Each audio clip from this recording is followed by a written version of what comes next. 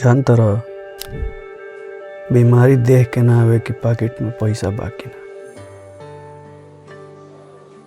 लोग के हॉस्पिटल में रिपोर्ट ना पैसा लोग गेला। डॉक्टर तो दवाई लिख देला, बाकी दवाई खरीदे में मरीज के दर्द और बढ़ जाला।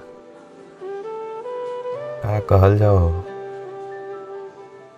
साला जिंदगी तो बीमार बढ़ नहीं बा, इलाज के सिस्टम उससे ज्यादा बीमार बा।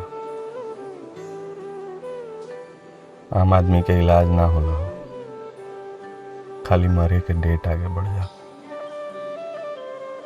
हमार बाबूजी कहेलन कि देह ठीक बा तो सब ठीक बा।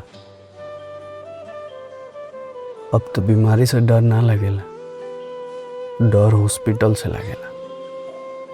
माई के आँख जैसन देखे वाला डॉक्टर कहाँ बचल बा हो।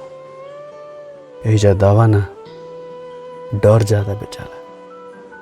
अब इलाज धंधा बन गईल बा हो, आ मरीज ना ग्राहक बन गईल बा।